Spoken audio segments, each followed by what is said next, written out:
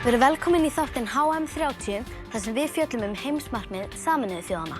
Markmið dagsins númer 8. Góð atvinna fyrir alla og hagvöxtur í heiminum. Ég verð að viðurkenna að ég á erfitt með að skilja þetta heimsmarkmið. Nú, af hverju? Jú, sjáðu til. Veist þú til dæmis hvað hagvöxtur þýðir?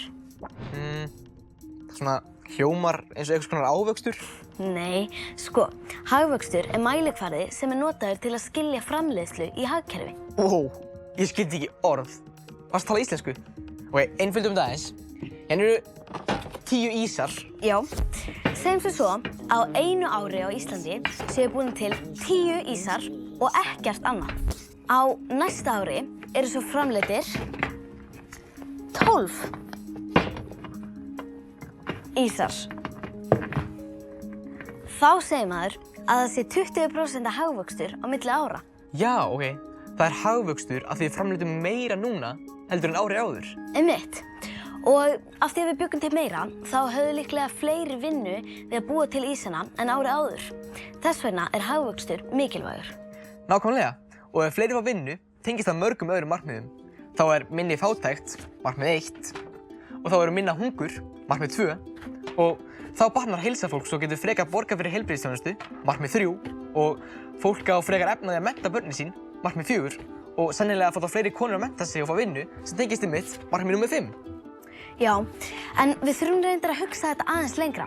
Við getum ekki bara haldið áfram að framleiða og búa endalaust til nýja hluti vegna þess að það hefur slæm áhrif á náttúruna. Markmið 12, 13, 14 og 15.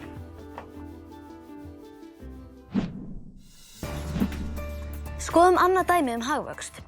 Segjum sem svo að þessi eyja sé Ísland og þar er skógur með 500 trjám. Ef við framleiðum 100 stóla og næsta ári 120 stóla og þar næsta ári 150 og svo framvegis, þá þurfum við að höggva fleiri og fleiri tré til að smíða stólana. Já, ég skil. Og ef við framleiðum of marga stóla, þá klórast trén. Einmitt. Svona verðum við að hugsa þetta. Meira og meira er ekki bara endilega betra, því þá eyðileggjum við jörðina. Við getum ekki bara stækkað og stækkað endalaust. Við höfum ekki efni á því að hugsa svona. Fólk þarf að fá vinnu. Ekki bara svo að hafa peninga til að lifa lífinu, kaupa mat og föt og alls konar. Það verður að búa til störf fyrir fólk. Það er enda rétt. Hagvöxtur í heiminum var neikvæður árið 2020 og 5% jarðarbúa voru atvinnulausir fyrir. Og þegar erfiðleikar eins og COVID skella á, verða miklu fleiri atvinnulausir. En við verðum samt líka að hugsa náttúruna. Þannig virka heimsmarkmiðin.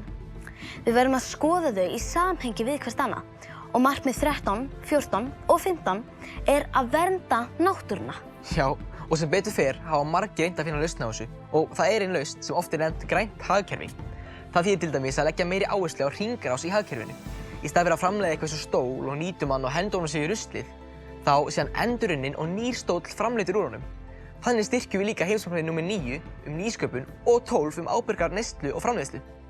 Núna endurvinnum við aðeins 5% af þeim verðmætum sem eru í gömlum hlutum. Ef okkur tekst að breyta því, þá getum við til dæmis búið til jafnmarga stóla án þess að höggva niður svona mörg tré. Já, og í öðru lagi búið til fullt af nýju störfum fyrir skapandi fólk. Maðurinn er með skapandi vera á jörðinni. Við getum verið hluti af breytingunni, við getum menntað okkur vel og fengið nýjar hugmyndir af nýjum og grænum störfum í framtíðinni. Það líst mér vel á. Við skorum á ykkur krakkar að prófa að endurnýta dótið ykkar, sauma eitthvað nýtt úr gömlum fötum eða búið til ný húsgögn úr þeim sem þið eru hætt að nota. Já, við höldum áfram að vinna okkur upp í heimshetjuna. Sjáumst í næsta þætti.